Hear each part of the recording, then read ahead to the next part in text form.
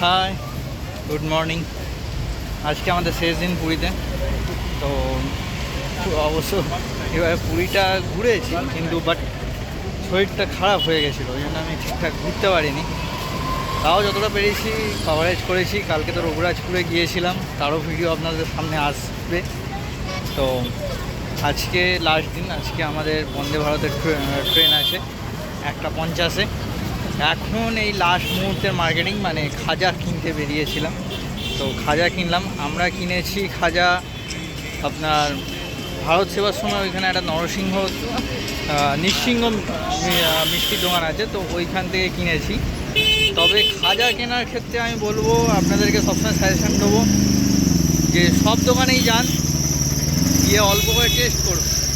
ওরা টেস্ট করতে দিচ্ছে, ঠিক আছে? তো অল্প করে টেস্ট করুন।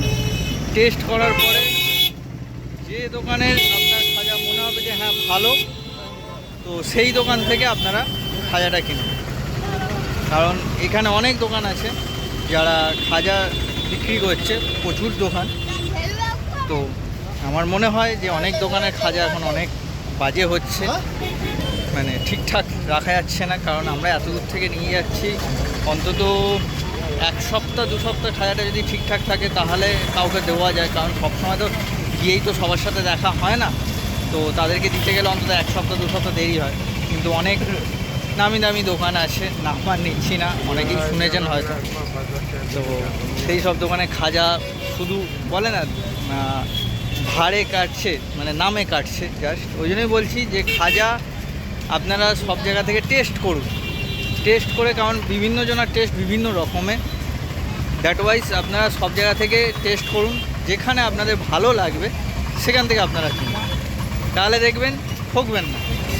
অন্তত নিজের স্যাটিসফ্যাকশন থাকবে যে আমি তো ভাই টেস্ট করে কিনেছি, কিছু বলার নেই।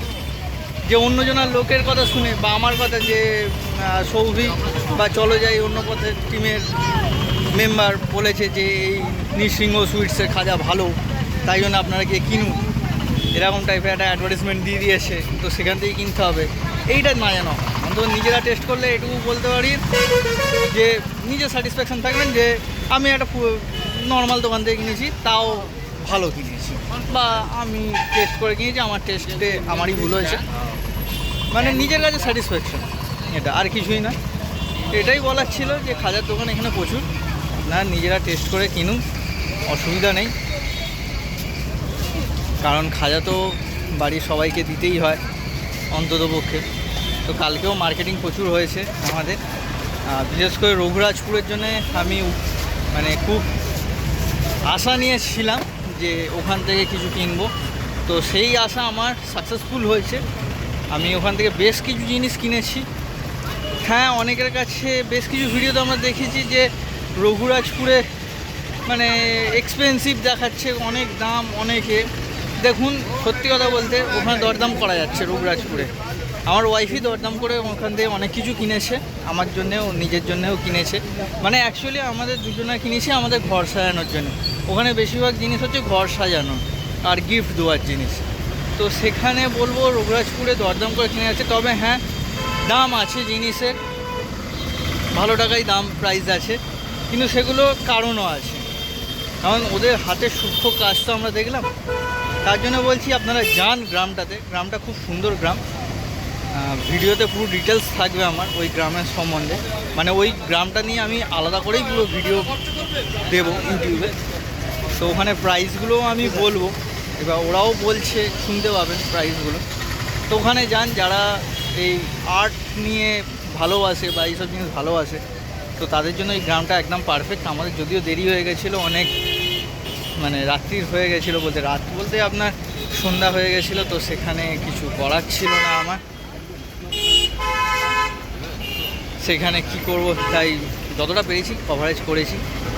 তো চলুন আবার স্টেশনে গিয়ে শেয়ার করব। এখন একটু বিচের ধারে বসবো, বসে তারপরে আবার হোটেলে গিয়ে তারপরে বেরোতে হবে। টাটা। পুরী হলো আমাদের বাঙালিদের দ্বিতীয় ঘর, তাই আজ একটু মন খারাপ এই ঘরকে ছেড়ে চলে যাব বলে। কিন্তু কিছু করার নেই, বাড়ি তো ফিরতেই হবে। তবে হ্যাঁ, বাড়ি ফেরার সময় একটা আনন্দ অনুভব করা যাচ্ছে, কারণ এই প্রথম আমরা পুরী থেকে বাড়ি ফেরার সময় বন্দে ভারত এক্সপ্রেসে করে বাড়ি ফিরবো। তাই এই নতুন ট্রেনটা দেখার অন্য একটা আনন্দ মনের ভেতরে উঁকি মারছে কোথাও না কোথাও। তাই জন্যে একদিকে যেরকম পুরীকে ছেড়ে চলে যাওয়ার জন্য মনের দুঃখ লাগছে, অন্যদিকে সেরকম এবার বাড়ি ফেরার জন্য বন্দে ভারত ট্রেনকে দেখার জন্য মনের ভেতরে আনন্দ হচ্ছে। তাহলে চলুন এরপরে বন্দে ভারত দেখার আনন্দটা সবাই মিলে উপভোগ করি।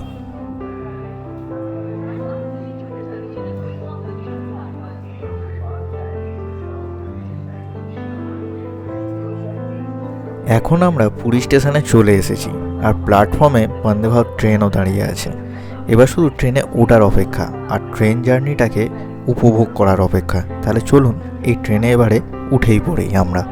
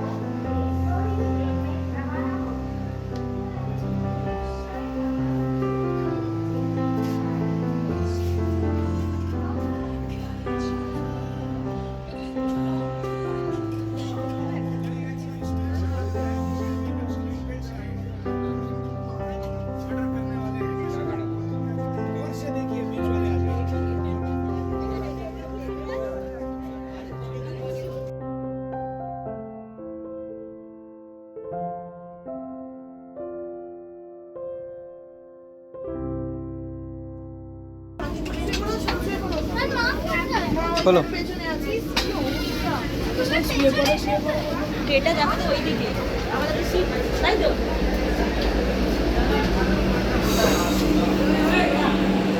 কি বলবো আমার চশমার ঘোরা হয়ে গেছে যুদ্ধ করে নিয়েছি দেখেছি আমি 2 বার ওর একটা সিটও 4টে ব্যাগ কেন সব সিট আমি সব সম্পূর্ণ চলে এসেছি।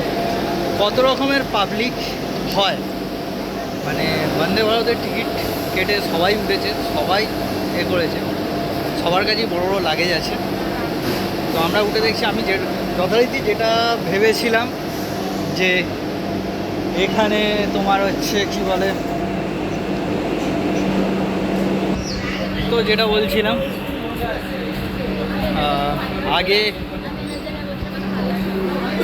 আগের আর কি আমি অভিজ্ঞতা থেকে যেটা বলছি, মানে জানতাম যে এই ধরনের ট্রেনেতে, এই চেয়ার কার ট্রেনে এই একটা প্রবলেম হয়, সেটা শতাব্দী বলুন আর বন্দে ভারত বলুন আর রাজধানী বলুন, চেয়ার কারে, কারণ ট্রেনে ট্রাভেল করে করে অভ্যস্ত। তো আমি প্রথমেই চন্দ্রানীতে বলেছি আগে ব্যাগ রাখি, তারপরে চলো ছবি ফবি যা তোলার তুলো, কারণ ব্যাগ রাখার জায়গায় প্রবলেমটা হবে। কারণ বন্দে ভারতে যেহেতু বসে আছি, সবাই যে যার হাতে ছোট থেকে বড় থেকে সমস্ত রকম ব্যাগ হচ্ছে তারপরে তুলে দেবে, দেখবেও না যে তার পাশে যিনি আছে তারও একটা লাগেজ থাকতে পারে, তারও কিছু ব্যাগ থাকতে পারে।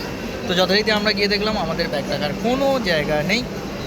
তো যিনি ব্যাগ রেখেছেন ওখানে ওনার একটা সিট, যদিও ওই সিটটা ওনার মানে আগে একসময় ছিল না, কারণ ওটা আমার শালার সিট ছিল, তো ক্যান্সেল হওয়ার জন্য উনি একটা পেয়েছেন ওখানে। তো যাই হোক, ছোটো ছোটো যে কাকাতুয়া থেকে যে প্যাড়া মানে ওই জিবে গজাগুলো কেনা হয়, তার যে ব্যাগগুলো দেখেছেন, তো আশা করি যারা পুরী এসেছেন তারা জানেন, ছোটো ছোটো যে ব্যাগগুলো, সেই ব্যাগগুলো পর্যন্ত ওখানে ঢুকিয়ে রেখে দিয়েছেন। মানে ওনাদের দাবি হচ্ছে যে আমাদের ব্যাগ কোনো সরবে না, আপনারা কোথায় ব্যাগ রাখবেন দেখে নিন। তা আমি যথারীতি বললাম, দেখুন আপনার এখানে আর কি একটু পরে দাঁড়ান, একটা জিনিস তুলে নিন।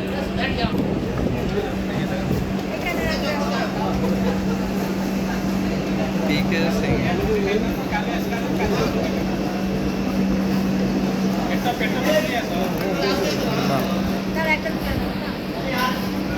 আজকে যে আপনাকে ব্লগে সঙ্গে পাবো সেটা ভাবতে পারি। যাই হোক, ট্রেনের যে লোকো পাইলট তাকে পেয়ে গেলাম আমরা সাথে। কালকে তো স্বাধীনতা দিবস, তো পেয়ে গেছি। বলছিলাম তো যথারীতি একটু প্রবলেম হলো, বোঝালাম যে দেখুন আমাদের তো এত বড় বড় ব্যাগ রয়েছে, এই ব্যাগগুলো আমরা কোথায় রাখবো? আপনারা একটা ব্যাগের উপরে আর একটা তুলে তারপর রাখুন। আমরা কি করি, আমরা সাধারণত ওই ছোটো ব্যাগগুলো আমাদের লাগেজের ভেতরে ঢুকিয়ে দিই নিয়ে চলে যাই, কিন্তু ওনারা তা শুনতে চাইছে না। তো যাই হোক, করা হলো, করে আপাতত প্রবলেম সলভ করে নিচে নামলাম। আমাদের খাদের ব্যাগটা কোথায় গো? হ্যাঁ, কোথায় সেটা তুলে দিয়েছে।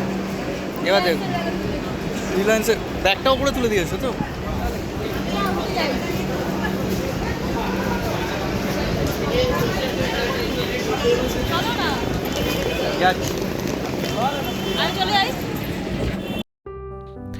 ট্রেনটা সত্যিই খুব সুন্দর, ভিতরটা তো আপনারা দেখতেই পাচ্ছেন, খুবই সুন্দর। আর ওটার সাথে সাথেই আপনারা দেখছেন যে জলের বোতল দিচ্ছে।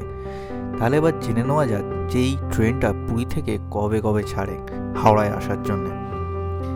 এই বন্দে ভারত এক্সপ্রেস বৃহস্পতিবার বাদে সপ্তাহের সব দিনই পুরী থেকে দুপুর 1:50 ছাড়ে এবং হাওড়াতে পৌঁছায় ওই দিনই রাত 8:30। আর এর টিকিটের মূল্য হলো সিসিতে গেলে পারে আপনাদের টিকিট পড়বে 1410 টাকা করে, আর এসিতে গেলে পারে 2595 টাকা করে এর টিকিটের দাম পড়বে। এর কিছুক্ষণ পরেই চলে আসে আমাদের দুপুরের লাঞ্চ। আমরা দুপুরে টোটাল 4টে ননভেজ এবং একটা ভেজ লাঞ্চের অর্ডার দিয়েছিলাম। এই খাবারের অর্ডারটা কিন্তু আমরা যখন টিকিট কাটি তখন টিকিট কাটার সময় করে নিতে হয়। তবে হ্যাঁ, এখানে একটা কথা বলে রাখি যে আপনারা যদি মনে করেন যে খাবারের অর্ডার না দিলে টিকিটের দাম হয়তো কিছুটা কম হতে পারে, কিন্তু সেই ধারণাটা একেবারেই ভুল। টিকিটের দাম কিন্তু ওই একই পড়বে। আমাদের লাঞ্চে ছিল চিকেন 2 পিস, ডাল, ভাত, আলু ভাজা, টক দই, রুটি আর একটা আচারের পাউচ। আর খাবারের কোয়ালিটি এবং কোয়ান্টিটি ছিল যথেষ্ট ভালো।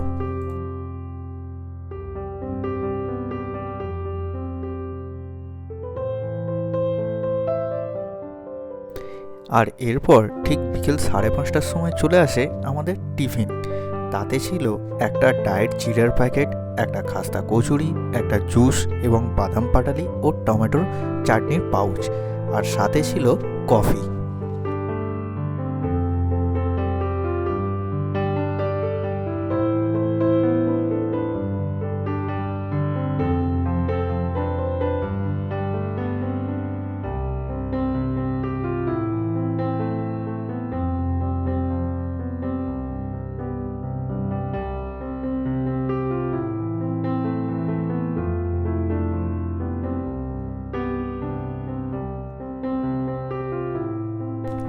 আর এই বন্দে ভারত ট্রেনের ওয়াশরুমটা ছিল যথেষ্ট পরিষ্কার এবং পরিচ্ছন্ন, আর তার সাথে সাথে আধুনিক সুবিধাযুক্ত, যাতে কোনো যাত্রীর অসুবিধা না হয়। সেটা আশা করি আমার ভিডিওটা দেখেই বুঝতে পারছেন আপনারা।